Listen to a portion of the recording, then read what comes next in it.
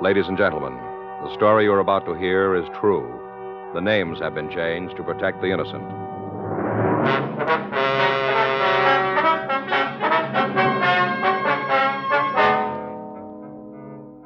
You're a detective sergeant. You're assigned to Bunko fugitive detail. A secretary tells you her employer has suddenly left town. She says he's taken all the company records with him. Your job? Check it out.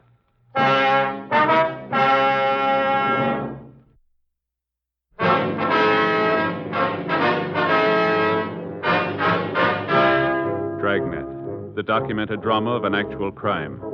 For the next 30 minutes, in cooperation with the Los Angeles Police Department, you will travel step by step on the side of the law through an actual case transcribed from official police files.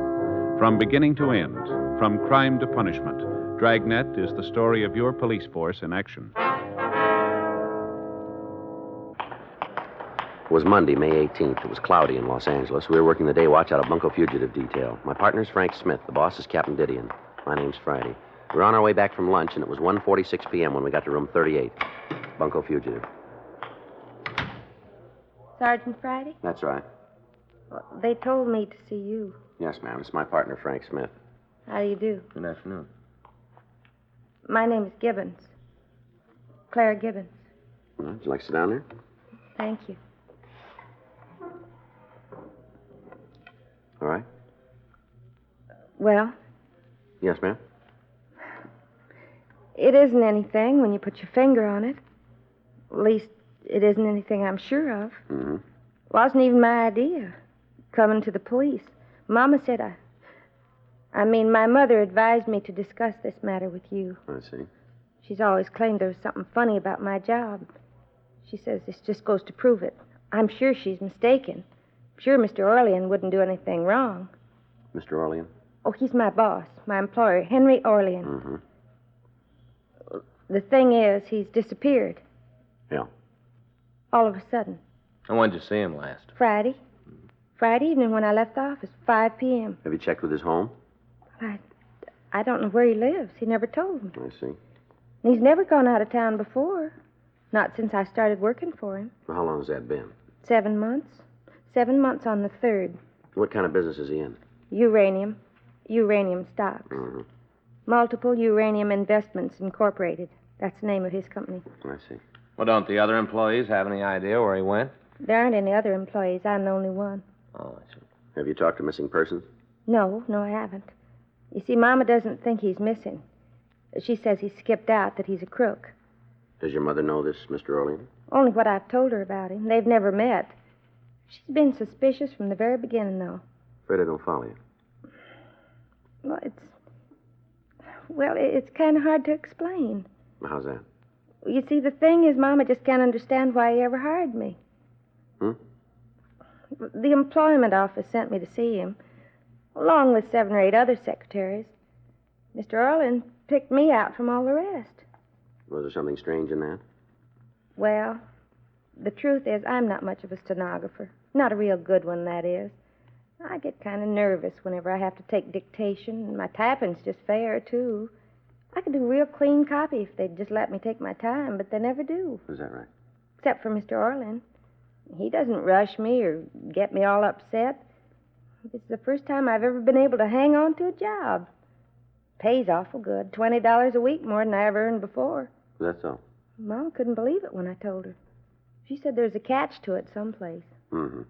It'd be different if if I wasn't plain. 2 or 3 of the other girls who tried out for Mr. Orlean, they were very attractive, and they all had nice clothes. Mm-hmm. Mama sure was surprised when I told her he'd picked me. There's a catch to it somewhere. That's how she put it. He's up to something, and he wants a secretary who's not too bright. Well, I'm afraid we're going to need more than that to start an investigation, Miss Gibbons. Yes, sir. I see. Well, thank you very much. Just a minute. Does he owe you any back wages? Oh, no. I'm paid up a month in advance. Mm-hmm. That was another thing that seemed funny. I mean, when you think about it now, it seems funny. Well, what do you mean? My being with him less than a year and him wanting me to take a vacation with pay, a whole month off. How'd that come about? Well, it was just last week, Monday. Mm-hmm. A week ago today when he brought up the subject. He said it was getting on toward summer and I ought to start thinking about where I wanted to go on my vacation. Yeah. I told him I didn't feel entitled to a vacation yet. He just smiled and said it was up to him to decide that. That he is the boss, wasn't he? Then he insisted I tell him just where I wanted to go. I couldn't think of any place at all, and he finally asked me why I didn't visit my sister in Hawaii. I see. She's married to a Navy officer stationed in Honolulu. I guess I must have mentioned her to Mr. Orland. I guess that's how I knew about her. Yes, ma'am, must be. But the idea of ever paying her a visit hadn't even crossed my mind. Mm-hmm. Well, I tried to argue with him, but he pretended to get mad and told me if I was a good enough secretary to deserve a holiday, he's going to see that I got it. And then he said he'd make up for it when I got back, that he'd really pour the work on. Mm-hmm. I knew he wasn't serious about pouring the work on, but it did seem like he really wanted me to go to Hawaii. Well, why didn't you take him up on it? Well, I meant to. I had my ticket. Round-trip flight. Mr. Orland paid for it, just like he said he would. Yeah. I was supposed to leave Saturday night. I sent Ann an airmail letter telling her all about the trip. That's my sister, Ann Burcott. Yeah. Well, Saturday morning she wired me not to come. Her husband's being transferred in a week or two. Well, she wasn't sure where. Maybe back to the States. I see. Oh, I suppose I could have made the trip anyway, but it wouldn't be any fun going someplace where I didn't know anybody. I don't make friends very easy. Is that so? Well, I didn't know just what to do, whether Mr. Orland would still want me to take the month off or not. I went down to the office this morning to talk to him about it. He wasn't there. Everything was gone. Yeah? From the safe, all the records and stock certificates, everything. And corporation papers he had framed up on the wall, they were gone, too. Had somebody broken in? I don't think so. The door to the suite was locked when I got there. I had my key. And what about the safe? I don't understand. Well, was the safe open or closed? Closed. Well, how'd you happen to look inside? I telephoned my mother and told her that Mr. Orland wasn't there, and she said I'd better check and see if anything was missing. Said it sounded to her like he'd skipped out. Mm-hmm. After I looked in the safe, she told me to get in touch with the police. Well, now, just exactly what sort of business was this uranium company? Mr. Orland invested in various uranium stocks. For other people? Yes, that's right. Which bank did he use? Western National. The account's in the main branch. I'll give him a call, Joe. Yeah, okay. Well, there just wouldn't be any reason for him to run away, would there? Well, it's pretty hard to tell yet. I mean, he was doing a real good business. Well, that might be a reason. Oh? Do you know the names of his customers? Well, the people who invested in Mr. Orland? That's right. Mm-hmm. Well, I guess I could remember some of them. The books are gone, though. I wouldn't be able to recall them all. I see. The old customers, the ones who've been with us for several months, I'd remember them. Uh-huh. Was the business new when you started to work with it? Yes, sir, brand new. Did you find out anything? Yeah.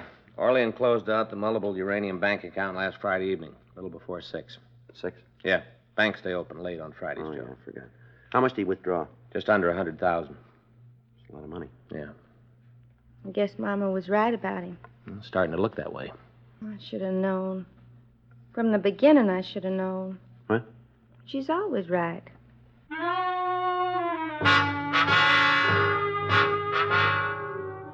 While Frank put in a call to Sacramento to check on the corporate status of multiple uranium investments, I asked Clara Gibbons to give me a detailed description of the suspect. 2:28 p.m., Sacramento reported that no such corporation had ever been authorized. We ran the name Henry Orlean through R&I. They had nothing on him. We turned the description and MO over to the stats office. They came up with 7 possible stock fraud artists. We pulled their mug shots and showed them to Miss Gibbons. She was unable to identify any of the pictures. 3:07 p.m., Miss Gibbons accompanied us to the Wendler building on Wilshire Boulevard in the Miracle Mile. We went up to Suite 4D. Just a second till I find my key. Yes, ma'am. Well, here it is. This is the outer office, where I work. Mm-hmm. That's his office in there? Yes, sir. Well, that's real fancy. Have you talked to the building manager today? No, sir. Is he around, do you know? Well, there isn't any manager. Not exactly. The owner has an office down the hall. Oh. I'll be glad to find out if he's in. Thank you. You'll be here? Yes, ma'am. Well, that's very impressive quarters, huh? Must have been a very impressive guy. Yeah. Look at that, Joe. I wonder what he had up there. Hmm? Up on the wall. See that spot? Looks like there used to be a picture or something. Well, those incorporation papers, maybe, huh? Phonies? I don't know. As far as the state of California is concerned, they're phony. Mm-hmm. This is Mr. Wendler. Mr. Wendler is Sergeant Friday. How are you? I'll do. And this is... I'm awfully sorry. I don't seem to remember your name. It's all right. My name's Frank Smith. Well, Pleased to meet you. This is our identification. You must see it. forget it. All right. Well? You're the owner of this building, are you? Well, it's the Wendler building. I'm Ted Wendler. Yes, sir. Draw your own conclusions. Yeah. Do you have any objections to answering a few questions, Wendler? Nope. All right. Will you answer them for us, please? I thought I was. Yes, sir. I asked you one before. Do you own this building? Outright. That isn't important. Well, it's important to me. It's important to the mortgage company. Is it in your name? Yes, it's in my name. All right, fine. And what about the man who rented this suite? Orlean? Yes, sir. Well, what about him? Do you know he left town? Well, she just told me. Did you know about it before? No. What can you tell us about him? He's a broker or something. Uranium stocks, I guess. Yeah, we got that much. That's all you know about him, huh? Yeah? How long has he rented from you? See, a little over 7 months. Be 8 on the 3rd. Did he mention anything about where he had offices before? No, he said he was from back east. Any particular place? No. Why, what's he done? We'd like to talk to him, that's all. Well, maybe he'll come back. Uh-huh. Well, if he doesn't, it's all the same to me. What? I made him pay his rent in advance whole first year. Is that your usual practice? No, only with fellas in the stock market. You see, I remember 1929. Yeah. You never know what's going to happen, not with fellas in the market. Mhm. You see, I remember 29. Yeah. If Orlean stays away, I'm way ahead of him. Rent's paid up. Mhm. I'm nearly 5 months ahead of him. Yes, sir. I wish we were.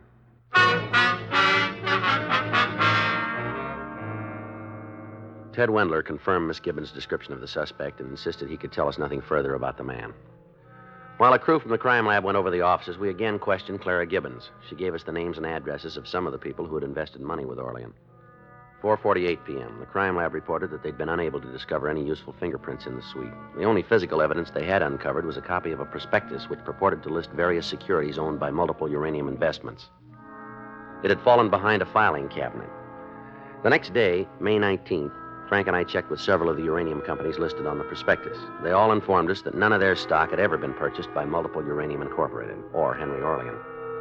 3:13 p.m., Frank and I drove out to interview one of the victims. Would you like to sit down? Thank you. Miss Custis, do you know a man named Henry Orlean? Yes. Yes, I know him. Why? Did you ever invest any money with him? $5,000. Nothing's happened to Mr. Orlean. We aren't sure yet. How'd you happen to give him the money? Well, it was some insurance my husband left me. Yes, ma'am. I'd kept it in savings, didn't bring in much interest. When I heard about Mr. Orlean's company... Where'd you hear about it? Do you remember? At the hospital. Ma'am? St. Agnes Children's Hospital. Oh? I spend a day a week there helping out in the charity I ward. see. I'm on some of the committees, too, fundraising, things like that. Yes, ma'am. Oh, I'm not one of the big people behind the work, but somebody has to get out and dig for the little donations, too. Yes, ma'am, they do. And I have quite a bit of free time now. Do you remember who it was that first mentioned Mr. Orlean to you? I think it was Mrs. Lorrington. Lorrington? Yes, Mrs. Arthur Lorrington. You must have heard of her. She does so much charity work around town. She's very prominent socially. Yes, ma'am. Just what did she say about Mr. Orlean's company? Well, she wasn't talking to me exactly. One afternoon, when she was showing some people the plans for the new clinic, Mm-hmm. I guess she was asking them for some contributions. That's how it sounded. And one of the ladies said it all depended on how well her husband's stocks did during the next quarter. I see. And Mrs. Lorrington laughed and told her husband ought to be in multiple uranium, that he wouldn't have anything to worry about. Go on. Well, that was all I heard. They went on to the next room. Afterwards, I got to thinking, if this uranium stock was good enough for Mrs. Lorrington, maybe I ought to check into it. You're always hearing about people making fortunes in uranium. Yes, ma'am. Well, I looked up the company in the phone book and talked to Mr. Orlean. At first, he wasn't very anxious for me to invest, but when I told him I knew Mrs. Lorrington, he said he'd take me in as a favor to her. When was all this? Oh, about 4 months ago. Have you seen Mr. Orlean since? No, You heard from him? not directly. I get a dividend check every month, though. Stock's paying very well. I figured it out. On a yearly basis, it'll come to over 30%. You can't do much better than that. No, ma'am. I told some of my friends about it, too, so they could get in on it. Mm-hmm. Well, thank you very much, ma'am. You still haven't explained what this is all about. Well, we're trying to get in touch with Mr. Orlean, that's all. Oh, the Wendler building on Wilshire Boulevard. That's where his office is, the Wendler building. Yes, ma'am. Isn't he there? No, he isn't. I don't understand. Orlean seems to have disappeared. What about my money? I'm afraid that went with him. Why, that isn't possible. He couldn't have. Mrs. Lorrington said it was a good stock. Yes, ma'am. We'll talk to her about it. Well, he paid me dividends every month. Good dividends. Yeah, well, I wouldn't count on any more of them. Why, I'll bring charges against him. I'll have him put in jail. He'll find out. Well, that's all you need, isn't it? Somebody to bring charges? No, ma'am, not quite. Well, what do you mean? We need him.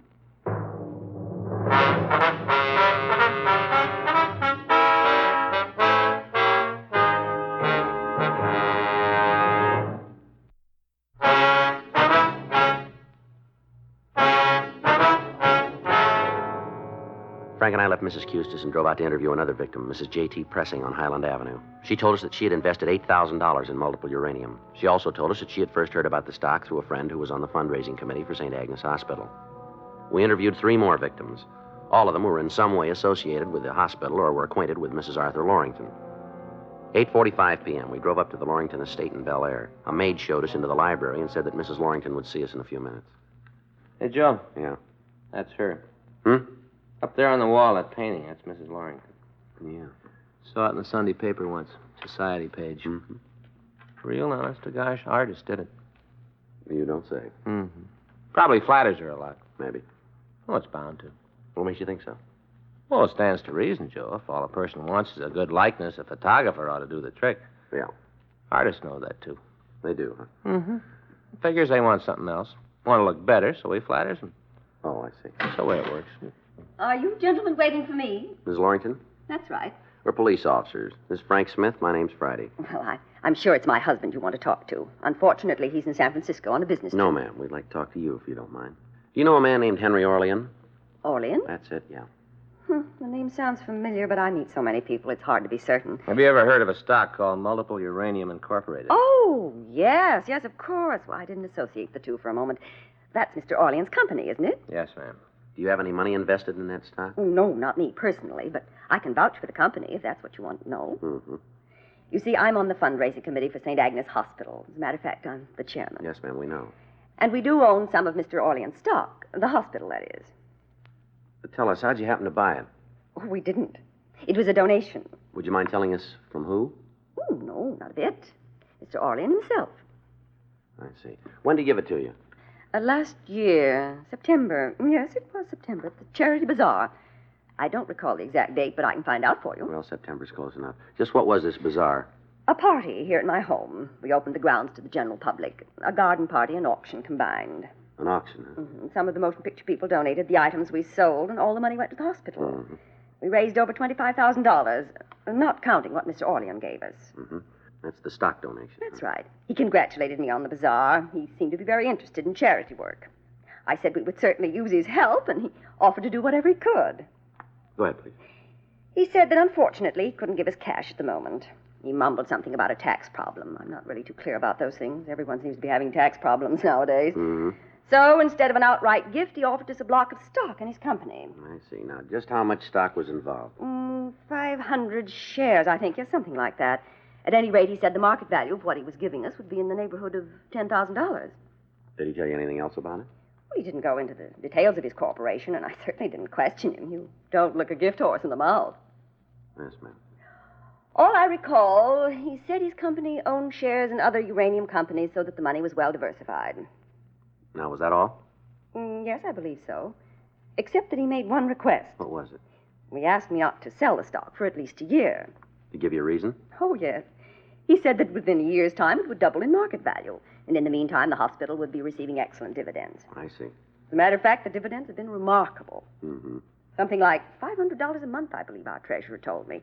Mr. Orlean must be a very shrewd investor.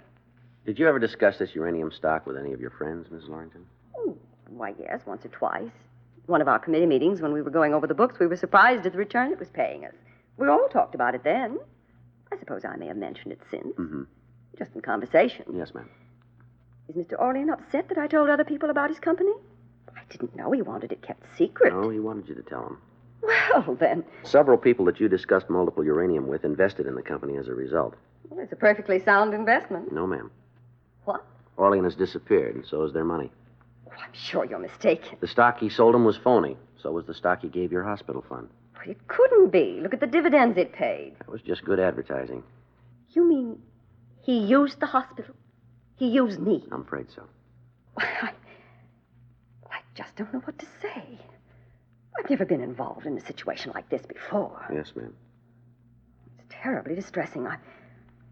I know it's not my fault, but I can't help thinking I should have been more careful, more discreet. Well, I'm sorry. I'm afraid you'll have to excuse me. I don't feel like talking anymore. I'm very upset. We understand. Anita will show you out. We'll find a way. Let's go. Oh. I was just looking at that painting up there again. You know, I was right, Joe. Flatters her.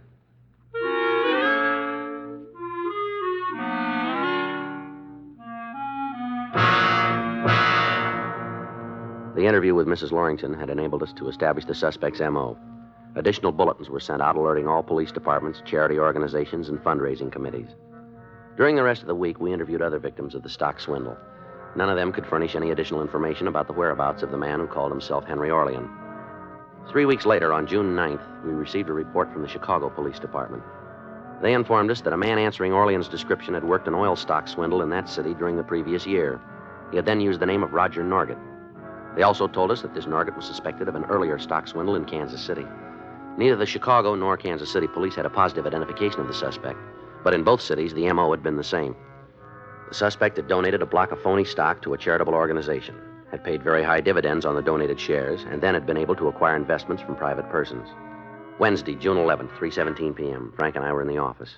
Sergeant Friday? Yes, ma'am. You remember me? Clara Gibbons. I used to work for Yes, Mr. ma'am. Orlean. How are you? What can we do for you? Mama just found him. Mama just found him, Mr. Orlean. Where? Over on Hill Street. She was just walking along and she saw him. Is she sure it's him? Positive.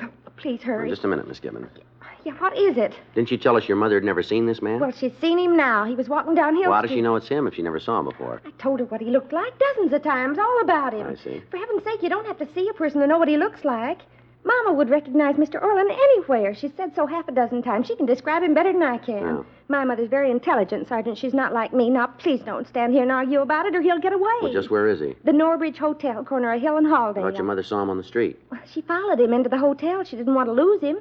He went upstairs and she telephoned me from the lobby. She said she'd wait there to make sure he didn't leave. Oh, I see. She told me to bring you as soon as I could. It's nearly half an hour since she called me. We haven't got much time. All right, Miss Gibbons. All right, we'll check on it right away. You're going to arrest him, aren't you? If it's the right man. Well, of course it's the right man. Excuse me a minute. Do you have to answer it now? Bunko Fugitive Friday. Yeah, that's right. I see. Fine. Okay. We'll forward our warrant to you. Will you send us a notification by telegram? Thank you. We sure are. Many thanks. Salt Lake City Police Department. Yeah? Picked up Orlean this morning. Tabbed him from our circular. They sure it's him? Gave him a full confession. Admitted the KC and Chicago deals, too. But it couldn't be Mr. Orlean. He's at the Norbridge Hotel. Well, Miss Gibbons, I'm afraid your mother was mistaken. I've never known Mama to make a mistake. Well, we all make them. Well, she's waiting for us at the hotel. What'll I tell her? Well, let's see. I guess there's only one thing. What's that? Tell her not to wait.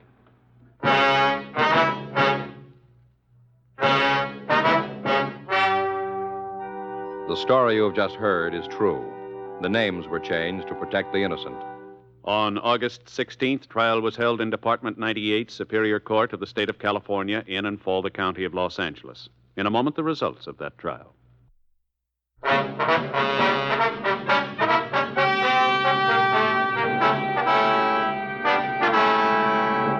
Francis Caxton Wheatley, alias Henry Orlean, alias Roger Norgett, was tried and convicted of grand theft, 7 counts, and received sentence as prescribed by law. Grand theft is punishable by imprisonment in the county jail for no more than 1 year, or in the state prison for not less than 1 or more than 10 years. Holds were placed on the suspect by the states of Illinois and Missouri at the termination of his sentence in San Quentin.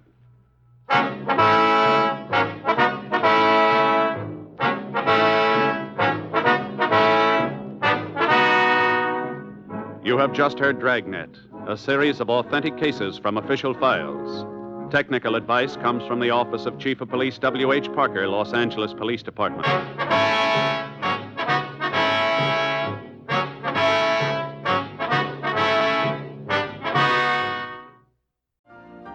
You've been listening to the OTR Gold Network. Find more classic radio at otrgold.com.